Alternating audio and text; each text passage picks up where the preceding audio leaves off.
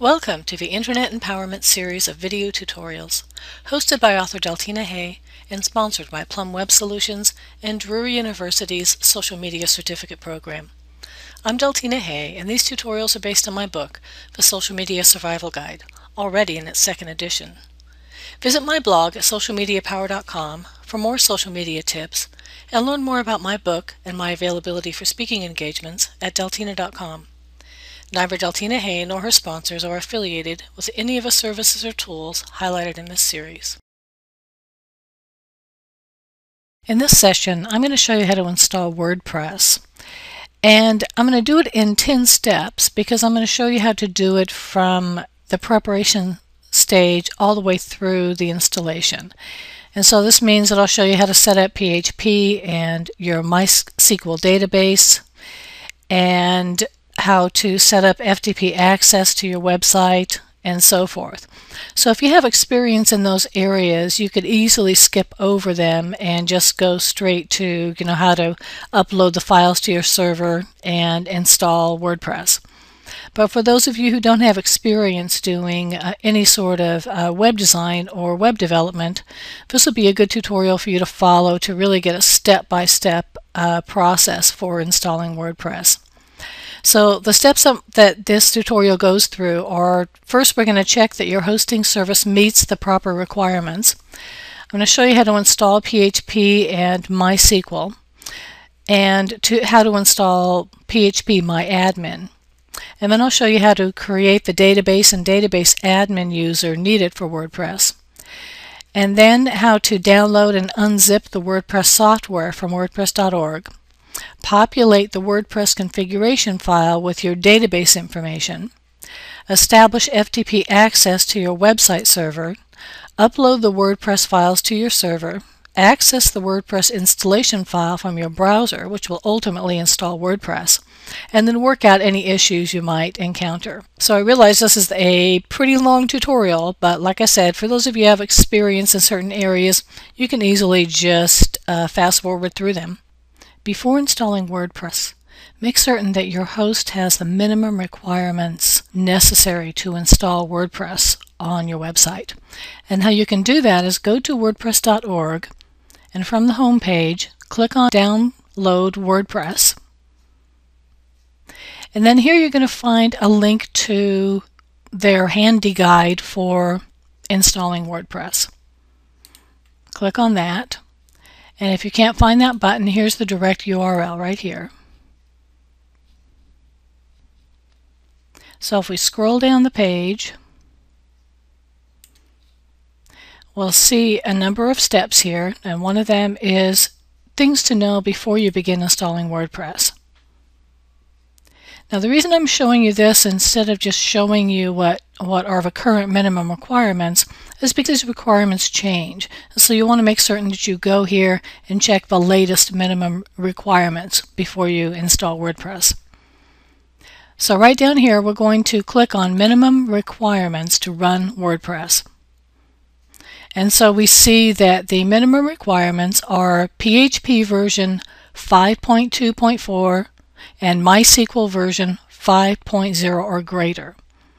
And now what WordPress also does is it has this nifty little form down here that you can send to your host, whoever's hosting your website, and send them this text in an email to say, are all of these things available in case I want to install WordPress on my website? And then they can answer that question. And they can also walk you through how to prepare PHP and MySQL. But I'm also going to show you that in later steps. Okay, so that is the first step, is to make certain that your web host actually has the minimum requirements to run WordPress. So once you've confirmed that, we're going to move on to the second step, which is to get PHP installed on your web host and also your MySQL database ready to install WordPress. The next step to installing WordPress is to make certain that you have the proper version of PHP installed and the proper version of MySQL installed. Now what you need to do is go to either the Site Manager or your control panel or the dashboard of your website server or whoever's hosting your website. And that's going to be different depending on who's hosting your website. But you want to go to that area where you do things like create new emails, manage your FTP, that sort of thing. And so when you get there, you're going to be looking for something that helps you install new software, which will already be built into your server. You just need to activate that software. And where you want to create new databases. And so, like I said, it's going to look a little bit different on your control panel. Now, I use westhost.com, so mine is called a Site Manager. So to access that area on my Site Manager, I click down here where it says Site Applications. I click on Install and Manage.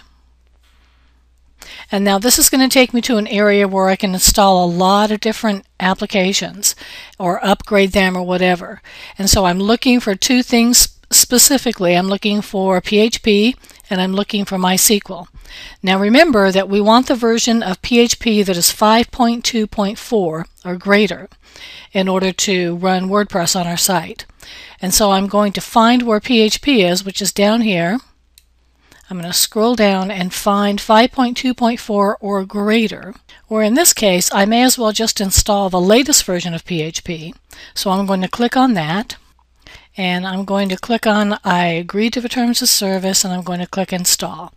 Now again, this process is going to be different depending on your control panel and who is hosting your site. I usually recommend that you keep things checked that are automatically checked when you're installing this kind of software, because usually they know the best installation that's going to work on your host. So at this point, let's go ahead and click Finish. Okay, now that's all there was to that process. We can click Close here. Okay, now the next thing we need to do in this step is to install the MySQL database. And remember that we want the version that is 5.0 or greater, and luckily our host has the latest version of MySQL, so we're going to click on that and install that. Again, this process is going to be different depending on which host you use, and in many cases the host is automatically going to have MySQL or other databases in place for you, and all you have to do is go in and create a table or a database, like I'm going to show you in the next step. So in many cases you may not need to go through this process. But for those of you who do, that's why I'm doing the tutorial in these many steps, so that you actually know how to install WordPress on any host that you might have. Now at this point, if installing MySQL, you're going to enter an administrative password. Now this password is not the same one you're going to use with your WordPress database. I'm going to show you how to do that in the next step. This password needs to be something that is secure, that you need to keep track of in a different document, because you're going to be using MySQL possibly for other applications. And so different databases that you create are going to have different passwords, but your main admin password needs to be something very secure that only you know, but you keep in a safe place. So I'm going to go ahead and put my password in here and click Finish. Okay, now that process is complete. We can click Close and then proceed on to step 3. Now the third and optional step to installing WordPress, and one that I prefer doing, is to install PHP MyAdmin. And this is a utility, an open source utility that helps you better manage your SQL databases. Okay, so to do that, we're going to click on PHP MyAdmin here and install the latest version.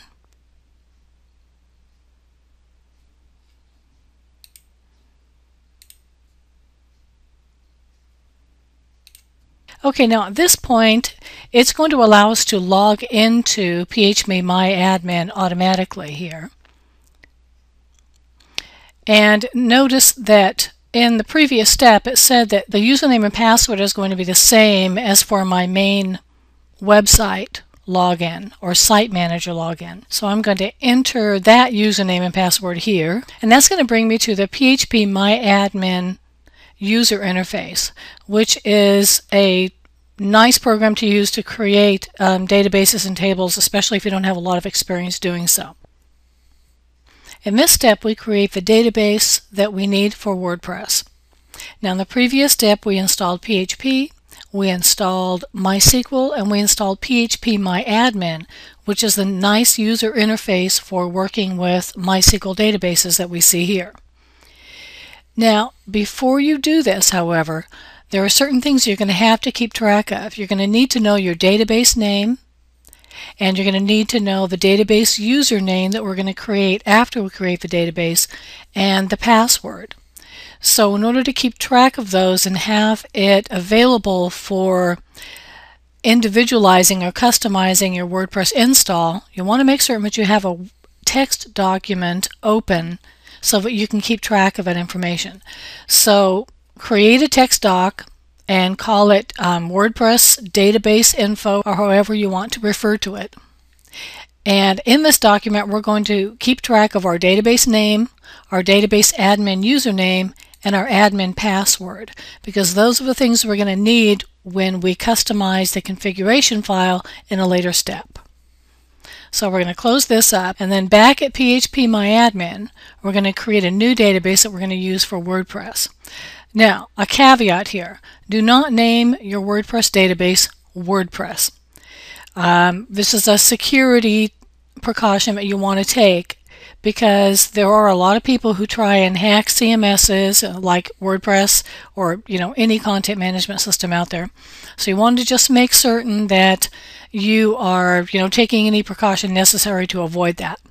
So what I usually do is I will use part of the website name and something else that tells me that it's a WordPress database, and then I might throw a number in there.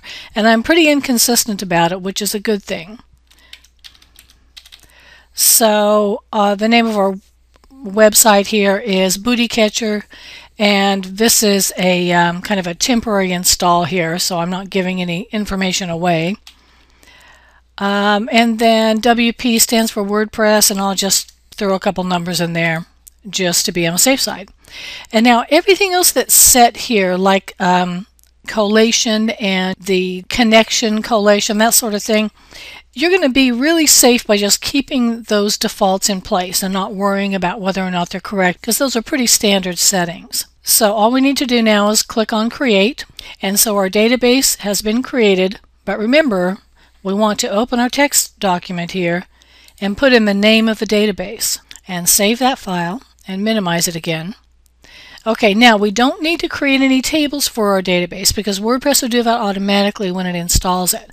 But what we do need to do is create an administrative user for that database. And to do that, we want to click over here on Privileges, and this is in PHP MyAdmin. Again, you may not use this for creating your databases. You may have a completely different control panel depending on what host you're using. And so keep that in mind when you're watching this, that it's the general process that you're going to be going through regardless of your platform. But if you are using PHP MyAdmin, then this is definitely the process you'd follow. Okay, so what you want to do is click on Add a New User. And now this user does need to have global privileges. Okay, so that's the first thing we're going to do is go down here and click Check All. Okay, so for host you want to click Localhost, and then you want to put in your username. And again, you want to be cautious here. You don't want this to be a common username. You want to mix things up a little bit. And also, you want to be very careful when you're creating the password. Now, one of the things that I like about PHP MyAdmin is that it allows me to generate a really safe password. And so if I click on Generate, I'm going to get some big ugly password here, but it's like, okay, I like that one. There's no way anybody's guessing it.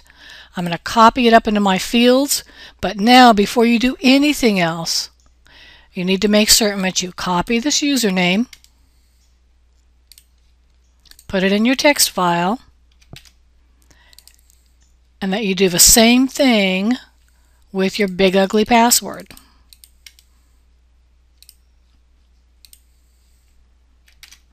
Now you have a name of your database, your admin username, and your admin password.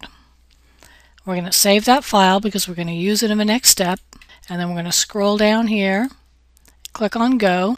Okay, so now we have our database in place, and we have an admin user with all privileges, so that we are ready now to go on to the next step.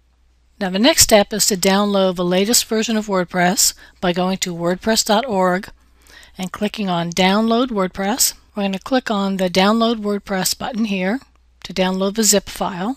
We're going to save the file. Now we want to unzip or uncompress the file. So on a PC we would right click on the folder and click on Extract All.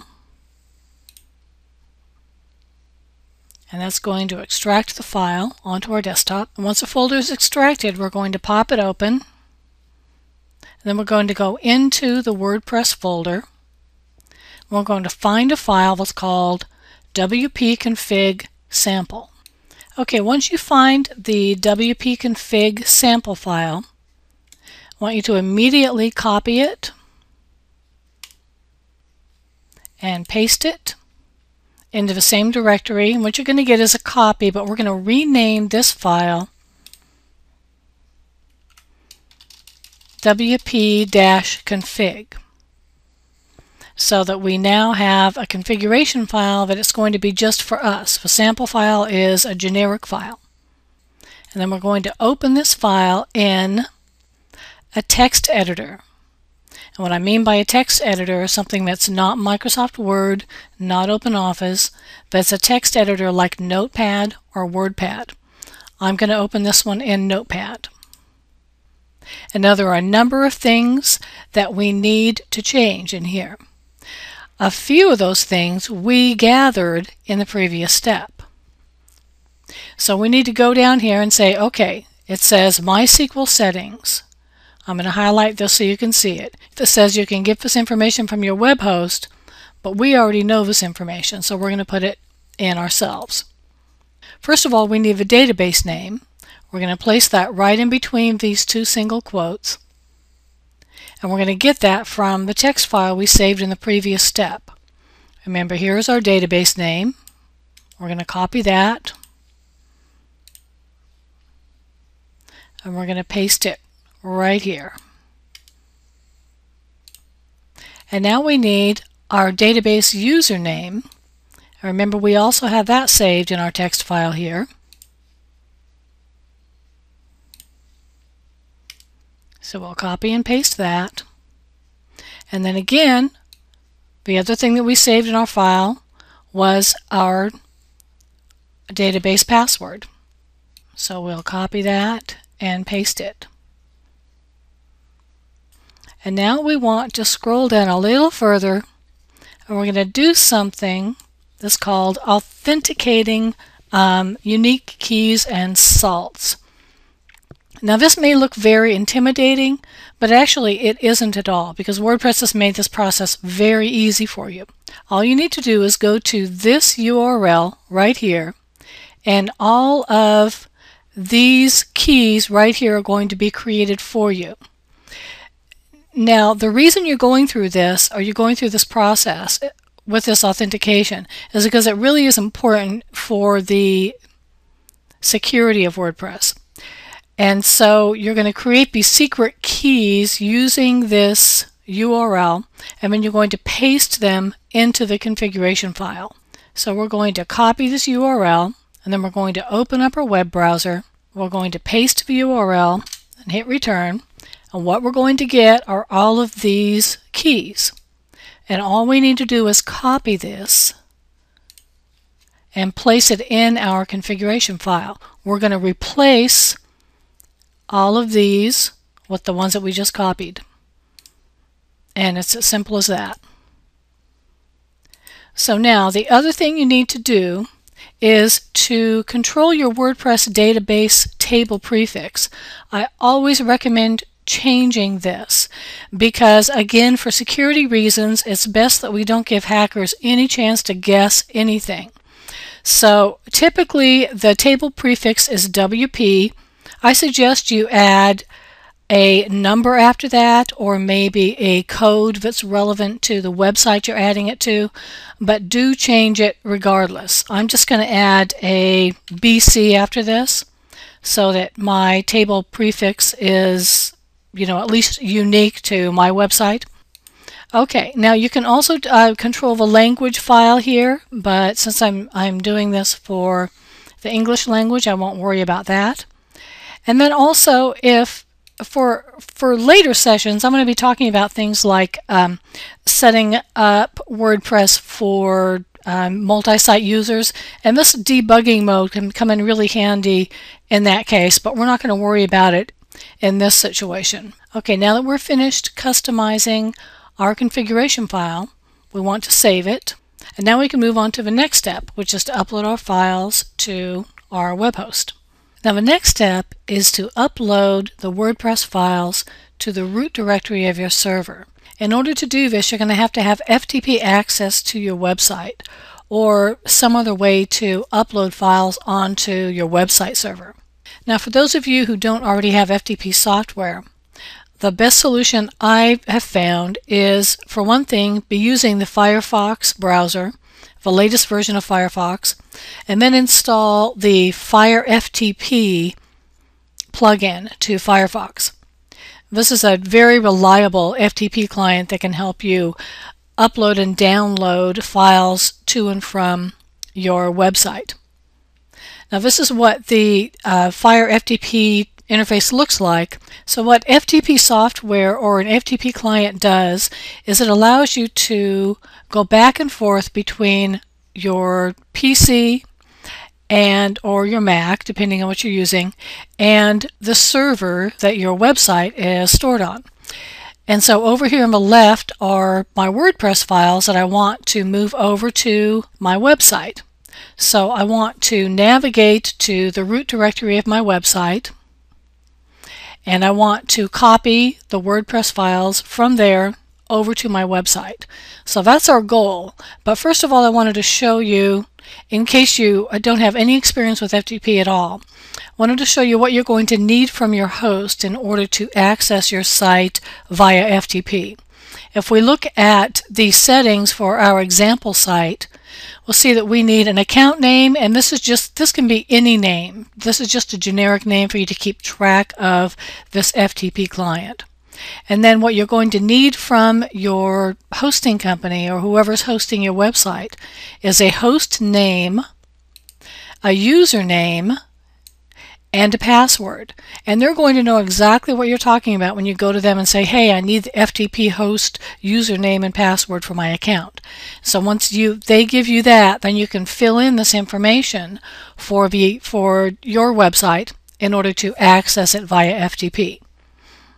Okay, so now assuming that you now have FTP access to your website, what we're going to do is navigate to the root directory of your website. The directory structure is going to look something like this, but that's also going to depend on who is hosting your website. Oftentimes when you open the FTP access to your website, you're not automatically put in the root directory. So this is something else you will want to confirm with your host to make certain that you know how to get to the root directory of your website via FTP.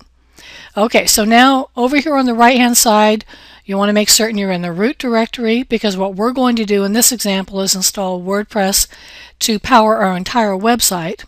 If you didn't want to do that, you would create a folder over here called WordPress or whatever, or blog, or however you wanted to install WordPress.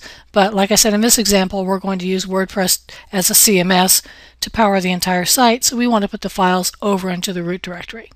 Okay, now that we're clear on that, we want to go over now. Remember that we had our WordPress directory on our desktop, and so over here we're going to navigate to the WordPress 3.1, which is the latest version of WordPress that we downloaded and that we also customize the configuration file for. And now what we see when we get there is this WordPress directory, or this WordPress folder. Now the reason I'm showing you this is because I do not want you to just move the folder over. If you do that, then you don't have a CMS. You actually have WordPress installed in a folder on your site. You want to make certain that you pop open that folder and that you copy over all of the files over onto the root directory of your website, not just that one folder. Okay, so now we're going to do that. We're going to select all of these files, and we're going to move them over just by clicking this arrow here into the root directory of our website. Now that all our WordPress files are copied over to the root directory of our website, we're going to actually install WordPress. Now we do this by accessing the install.php file that is located in the WP admin directory. And that's this file right here. And I'm just showing you the file here. We're actually going to access this file by opening a new browser tab. So with a new tab open, we're going to type in our website name stroke wp-admin stroke install.php. Now what should happen here is that WordPress should be able to look at the database name, the username, and the password that we included to access our database and create the tables necessary to install WordPress. Now if there are any problems, or it can't access the files, or we don't have the username or something put in there incorrectly, it's going to tell us. So the information that it's going to need from us is we want to give our site a title, but we can actually change that later on if we want. So we'll just give it the title that we think we want it to have right now. And now also, for security reasons, you want to make certain that the username you provide here is not admin. You want to change this username to something that's not going to be obvious to hackers. And so I will usually use something with an abbreviation that has to do with my website and maybe add a number somewhere. Now again, you want to make certain that you keep track of these types of usernames. This is going to be the admin username for your site. So you want to store it someplace safe so that you can remember it. And then you want to make certain that you provide a really strong password also. And that would be a combination of letters, upper and lowercase letters, and numbers, and things that are not distinguishable words. And now you're going to provide an email address in here, and what's going to happen then is that once everything's installed, you're going to be notified via email as to how to access your site. And then finally, you can allow your site to appear in search engines, and you can turn that on later if you want. If you want to develop your site first before it actually starts getting indexed, you can uncheck this and then check it later on. This is a temporary site I'm creating here. I actually don't want it to be indexed. So now we can click on Install WordPress, and it really does happen that quickly. That is all it takes to install WordPress once all of the preliminary work is done. Now if we click on this login button here, it's actually going to take us to the WordPress dashboard, which of course I talk about in previous sessions. Now we want to use the username and password that we created in the last step. This is our WordPress username and password, not our database username and password. So now you have a brand new WordPress site that you can start customizing with themes and plugins and such. But the very last thing that you want to do here before you go forward is to make certain that your site is actually going to show up when you type in your website name. And so if we go over here on a new tab and enter bootycatcher.com, we should get our WordPress site. But we don't. So this is the next step, which is you need to work out any issues that you might actually be having on your server or with your hosting company that's not going to allow WordPress to run properly. Now in our case, and this will be the case on a lot of hosts, is if we go back to our FTP, we'll notice that and we go back up to the root directory, we'll notice that there's a file in here called index.html. Now what a browser does is it will look for files in a particular order. First of all, it will look for an index.html file, and secondly, it will look for an index.php file. The index.php file is a file that's going to run WordPress. The HTML file is a kind of a placeholder index file that your host has put there. And so what you want to do in that case is go back to your FTP server. You can just highlight this index.html file the way you would any file and just go ahead and rename it. And you might want to rename it index-old HTML or something like that. And so what that's going to do when we go back to our main website address here and refresh it, now we're going to see our generic WordPress site, and we can start customizing it accordingly. Now, you might even want to keep that, coming soon index.html file in place if you want until you actually get your site running. And that will be fine too. But that is one of the issues you're going to run into. Some of the other issues you might run into in an install are database issues and other types of compatibility issues. But typically WordPress is very easy to install once you have a database and PHP and everything in place. Okay, so that concludes this very long session on installing WordPress. Thank you for listening. If you are interested in enhancing your resume with a social media certificate from an accredited university, then visit socialmediacertificate.net for information on the online courses I teach for Drury University.